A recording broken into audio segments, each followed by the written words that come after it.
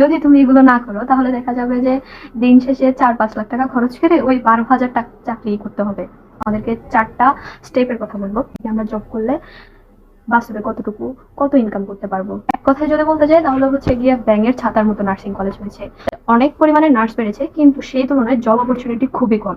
Nursing পড়তে গেলে আমাদের কেমন টাকা খরচ হবে, কত টাকা খরচ হবে সেটা নিয়ে।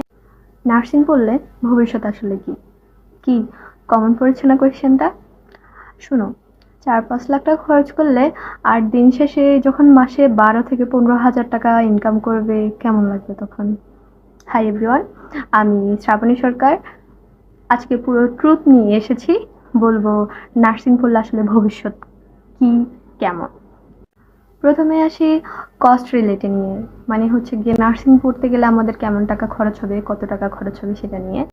যদি তুমি সরকারি নার্সিং কলেজ থেকে পড়াশোনা করো তাহলে হচ্ছে গিয়ে তোমার খুব স্বল্প পরিমাণে টাকা খরচ হবে। যেমন ধরো কিছু এক্সামের খরচ আছে, দেন হচ্ছে গিয়ে কিছু আনুষঙ্গিক খরচ আছে। কিন্তু তুমি সরকারি নার্সিং কলেজে পড়লে প্রতি মাসে একটা স্টাইপেন্ড পাবে, মানে হচ্ছে গিয়ে মাসে তুমি প্রায় 1700 থেকে 2200 টাকা পাবে। যদি তুমি প্রাইভেট নার্সিং কলেজ থেকে পড়ো তাহলে দেখা যাবে তুমি যদি ডিপ্লোমা পড়ো, ডিপ্লোমা নার্সিং করো তাহলে হচ্ছে গিয়ে প্রায় 3 লাখ টাকার মতো খরচ হবে।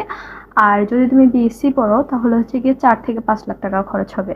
ঠিক আছে, এখন কলেজ ভেদে কম বা বেশি হতে পারে। ঠিক আছে, আমি একটা অ্যাভারেজ বললাম আর কি যে এত খরচ হতে পারে। পরের যে ধাপটি সেটা হচ্ছে গিয়ে স্যালারি রিয়েলিটি নিয়ে, মানে হচ্ছে গিয়ে আমরা যে নার্সিং পড়লাম এরপরে হচ্ছে গিয়ে আমরা জব করলে বাস্তবে কতটুকু কত ইনকাম করতে পারবো বাংলাদেশের হিসাবে। যদি যেহেতু আমরা প্রথম বের হয়েই সরকারি জবে ঢুকতে পারবো না, তো প্রাইভেট হসপিটালগুলোতে যেতে হবে। তো হচ্ছে গিয়ে প্রথমে আমাদেরকে প্রাইভেট হসপিটালগুলোতে হচ্ছে গিয়ে দেখা যাবে যে 12,000 থেকে 18,000 দিবে, মানে ছোটোখাটো যে প্রাইভেট হসপিটালগুলো আছে। ঠিক আছে, আর কর্পোরেট হসপিটালগুলোতে দেখা যাবে যে তোমাকে 20 থেকে প্রায় 30,000 টাকা দিবে। মানে আমরা হচ্ছে গিয়ে অ্যাভারেজ করলে দেখতে পারি যে যদি নতুন নার্স হয়ে থাকে, মানে হচ্ছে গিয়ে মাত্রই পাশ করে বের হয়েছে, তাহলে ওরা হচ্ছে গিয়ে 15 থেকে 20 হাজার টাকা পাবে। আর এক্সপিরিয়েন্স নার্স হলে তাহলে হচ্ছে গিয়ে প্রায় 18 থেকে 25 হাজার টাকা পাবে। আর রেজিস্ট্রার নার্সের ক্ষেত্রে মিডিয়াম স্যালারি প্রায় হচ্ছে গিয়ে 18 থেকে মানে 25 হাজার টাকার মধ্যেই ঘুরে আর কি। এখন আসি আমরা হচ্ছে গিয়ে গভর্নমেন্ট জবের ক্ষেত্রে আমাদের স্যালারি কত হবে। যদি গভর্নমেন্ট জবের ক্ষেত্রে দেখতে যাই তাহলে হচ্ছে গিয়ে স্যালারি হবে হচ্ছে গিয়ে, যেহেতু এটা হচ্ছে গিয়ে 10ম গ্রেডের একটি জব, তো বেতন 25 থেকে 40 হাজারের মধ্যে হয়ে থাকে। এর মধ্যে তো ইনক্রিমেন্ট আছে, অ্যালাউন্স আছে, তারপর হচ্ছে জব সিকিউরিটি আছে। তো এটার টোটাল হচ্ছে গিয়ে প্রাইভেট আর এই গভর্নমেন্ট জবের স্যালারি নিয়ে বললাম।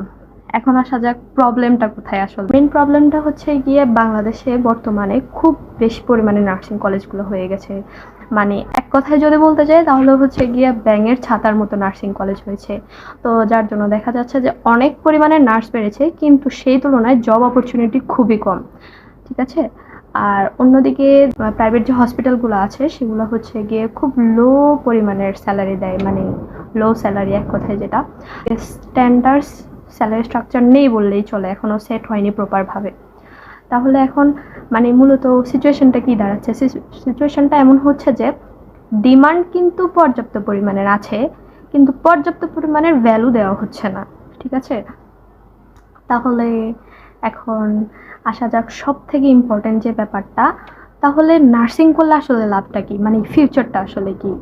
এখন তোমার টার্গেট যদি শুধু বাংলাদেশি হয় তাহলে একটা তিতা সত্য কথা হচ্ছে গিয়ে তোমাকে স্ট্রাগল করতেই হবে।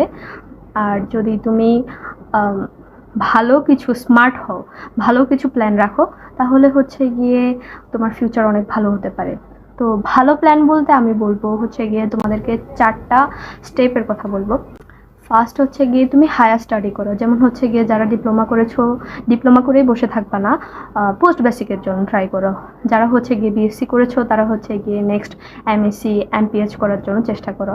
আর এরপরে হচ্ছে গিয়ে যে সেকেন্ড স্টেপটা আমি বলবো, স্কিল ডেভেলপমেন্ট করো। তো এখানে স্কিল ডেভেলপমেন্ট বলতে বোঝাচ্ছি হচ্ছে গিয়ে যেমন ধরো কিছু হসপিটালে স্পেশাল ইউনিট আছে না, আইসিইউ, সিসিইউ, এনআইসিইউ, তারপর হচ্ছে ডায়ালাইসিস, এসব স্কিলগুলো ডেভেলপ করো।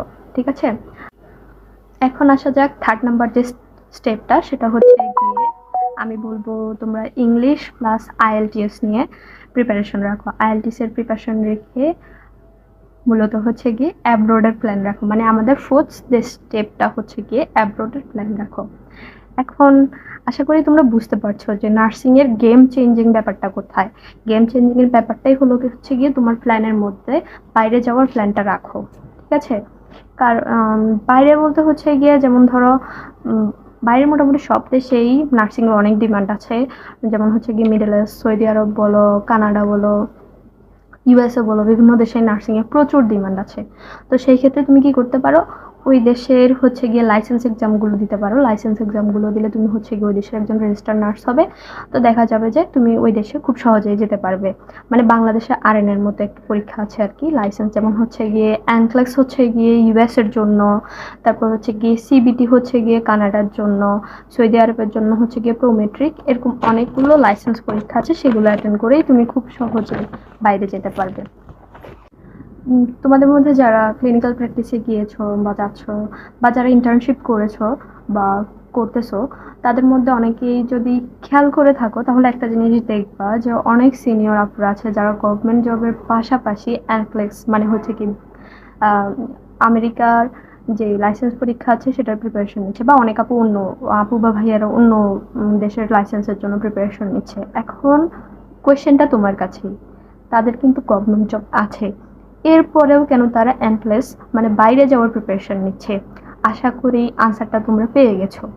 এখন আমার আজকের এই ভিডিওর মূল ফাইনাল মেসেজটা কি ছিল সেটা আশা করি তোমরা এতক্ষণে বুঝে গিয়েছো। এখন আমি বলবো আসলে নার্সিং খারাপ না। তো মূলত হচ্ছে গিয়ে তুমি যদি ব্লাইন্ডলি নার্সিংয়ে ঢুকে পড়ো, ধরো ফিউচার কি হবে বা রানিং অবস্থায় কি হতে পারে এগুলো যদি না জেনে ঢুকো তাহলে প্রবলেম। তুমি যদি স্মার্ট ওয়েতে ঢুকো, একটা ফিউচার গোল নিয়ে ঢুকো, ফিউচার প্ল্যান রাখো যে এটার পর এই স্টেপের পর আমি স্টেপ করবো, তাহলে হচ্ছে গিয়ে তোমার ফিউচার অনেক ভালো হতে পারে। তো আমরা হচ্ছে গিয়ে ফিউচার ভালো হওয়ার জন্য 3টা স্টেপ বলেছিলাম, অনেকগুলো কথা বলেছিলাম, তার মধ্যে মোস্ট ইম্পর্টেন্ট যেগুলো ছিল হচ্ছে গিয়ে স্কিল, প্ল্যানিং, আর হচ্ছে গিয়ে মাইন্ডসেট করা। তো যদি তুমি এগুলো না করো তাহলে দেখা যাবে যে দিন শেষে 4-5 লাখ টাকা খরচ করে ওই 12,000 টাকা চাকরি করতে হবে। আম, আর কিছু তো করার নেই তাহলে। এখন আমাকে তোমরা জানাও যে তোমাদের মধ্যে যারা যারা আমার ভিডিওটি দেখছো তারা কি নার্সিং পড়ছো নাকি সামনে ভর্তি হওয়ার প্ল্যানে আছো, জানাবে। আর যদি পড়ে থাকো তাহলে হচ্ছে গিয়ে গভর্নমেন্টে পড়ছো নাকি প্রাইভেট নার্সিং কলেজে পড়ছো সেটা তুমি কমেন্টে জানাও। তাহলে নেক্সট ভিডিওতে আমি তোমাদের জন্য একটি ফুল রোড ম্যাপ নিয়ে আসবো। ভালো থেকো সবাই, থ্যাংক ইউ।